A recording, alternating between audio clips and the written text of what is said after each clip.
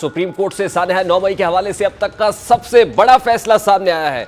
Supreme court ने 9 मई के पुरतशद्दुद मुजाहिरों में मुलव्वस होने पर गिरफ्तार आम शहरियों के फौजी अदालतों में ट्रायल के खिलाफ दायर दरखास्तों पर महफूज फैसला सुनाते हुए इसे 4-1 से कलअदम करार दे दिया है।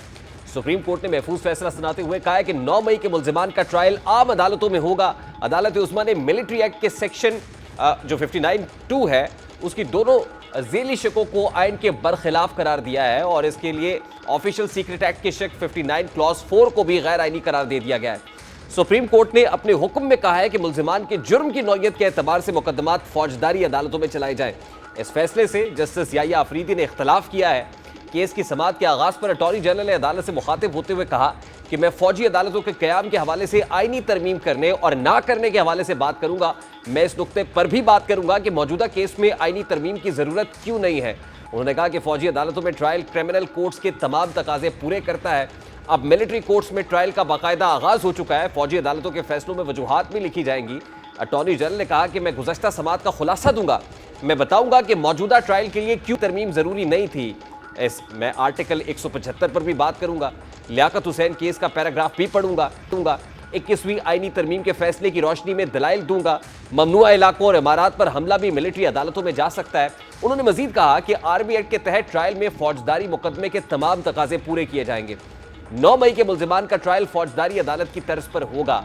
फैसले में वजूहात दी जाएंगी, शहादतें रिकॉर्ड होंगी। आइन के आर्टिकल 10A के तहत शफाफ ट्रायल के तमाम तकाजे पूरे होंगे। हाई कोर्ट और फिर सुप्रीम कोर्ट में अपीलें भी की जा सकेंगी। जस्टिस एजाजुल एहसन ने इस्तफसार किया कि माजी की फौजी अदालतों में जिनका ट्रायल हुआ वो कौन थे। क्या 2015 के मुल्जिमान आम शहरी थे, गैर मुल्की या दहशतगर्द? अटॉर्नी जनरल ने जवाब दिया कि मुल्जिमान में मुल्की और गैर मुल्की दोनों ही शामिल थे। साल 2015 में जिनका ट्रायल हुआ उनमें दहशतगर्दों के सहूलतकार भी शामिल थे। जस्टिस एजाजुल एहसन ने इस्तफसार किया कि आप कह रहे हैं कि दहशतगर्दों का ट्रायल करने के लिए आईनी तरमीम जरूरी थी, आम शहरियों के लिए नहीं। अटॉर्नी जनरल ने कहा कि मुसल्लह अफवाज से मुल्जिमान का बराह रास्त ताल्लुक हो तो किसी तरमीम की जरूरत नहीं। मुल्जिमान को ऑफिशियल सीक्रेट एक्ट के सेक्शन 21D के तहत ट्रायल किया जाएगा। जस्टिस आयशा मलिक ने इस्तफसार किया कि आपने अपने दलाइल को आइन के आर्टिकल 8 क्लॉज 3 से कैसे जोड़ा है। आइन के मुताबिक तो कानून में मुसल्लह अफवाज से ताल्लुक जरूरी है। आपकी तशरीह को मान लिया जाए तो आप हर एक को इसमें ले आएंगे। जस्टिस एजाजुल एहसन ने इस्तफसार किया कि कानून वाज़ेह है, फिर मुल्जिमान का ताल्लुक कैसे जोड़ेंगे। आइन बुनियादी हुकूक को तहफ़्फ़ुज़ देता है। जस्टिस याहिया अफरीदी ने सवाल किया कि अदालत और कोर्ट मार्शल में क्या फ़र्क है। अटॉर्नी जनरल ने कहा कि कोर्ट मार्शल आर्मी एक्ट के तहत कायम फौजी अदालत है। कोर्ट मार्शल आर्टिकल 175 के तहत नहीं लेकिन हाई कोर्ट के मातहत है। जस्टिस याहिया अफरीदी ने कहा कि आर्टिकल 10A के तहत फेयर ट्रायल का क्या होगा। अटॉर्नी जनरल ने कहा कि 21वीं आईनी तरमीम में कानूनी अमल का तहफ़्फ़ुज़ किया गया था। आर्मी एक्ट की सूरत होता है जब जुर्म फौज से मुतल्लिका हो। अदालत ने फौज की तहवील में मौजूद मुल्जिमान की दरखास्तें वापस कर दी हैं। जस्टिस एजाजुल एहसन का कहना था कि फौजी तहवील में अफराद की दरखास्तों के साथ बयान हल्फी नहीं है। फौजी तहवील में 9 मुल्जिमान की दरखास्तें वापस ले ली गई हैं, जिसके बाद अदालत ने फैसला महफूज किया और 3 बजे के बाद मुख्तसर फैसला सामने आया। मिलिट्री कोर्ट केस में सिविलियन के मुकदमात इंसदाद दहशतगर्दी अदालत मुंतकिल कर दिए हैं। ये एक तरह से PTI के लिए बहुत बड़ा रिलीफ है, एक ब्रीदिंग स्पेस है, ठंडी हवा का झोंका है। ये तकरीबन वैसा ही रिलीफ है जैसा शेख रशीद 40 दिन का चिल्ला काटने के बाद सानहा 9 मई में मुलव्वस मुल्जिमान को चाहते थे।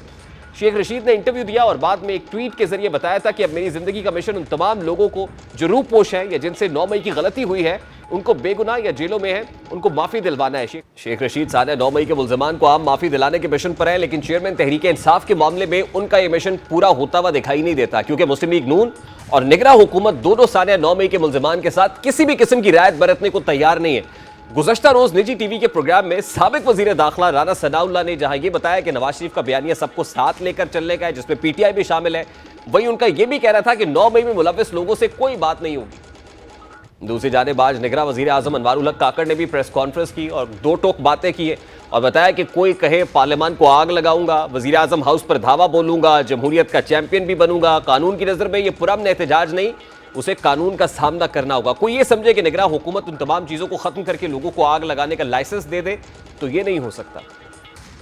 कोई कहे कि मैं पार्लियामेंट को आग भी लगाऊंगा और जमहूरियत का चैंपियन भी बनूंगा, मैं वजीर आजम हाउस में असॉल्ट करूंगा, राइट्स करूंगा, लेकिन साथ में जमहूरियत का चैंपियन भी बनूंगा, ऐसे इन्वायरमेंट में सोशल ऑर्डर कायम नहीं रहता। पीसफुल प्रोटेस्ट से जो जोड़ रहा है जोड़ता रहे, कानून नहीं जोड़ता इसको।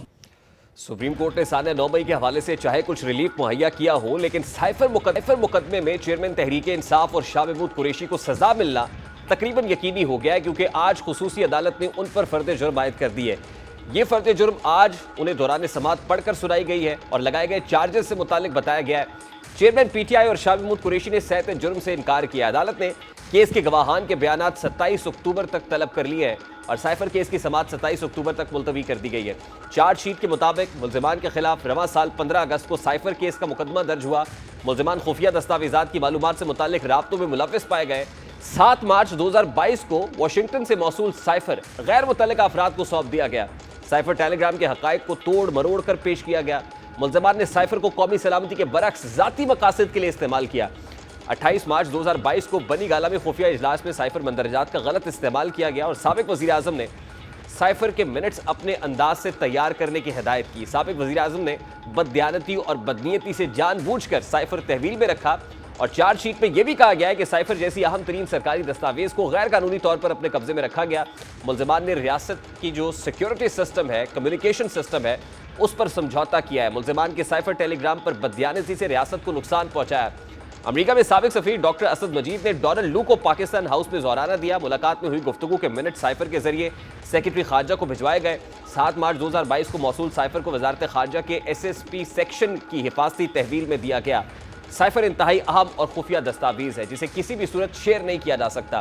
खैर, साबिक वजीर आजम और वजीर खारजा को मुजरिम करार देकर बाकायदा ट्रायल शुरू किया जा चुका है। यानी चेयरमैन PTI और वाइस चेयरमैन PTI दोनों पर चार्जशीट रखकर फर्द जुर्म आयद कर दी गई है।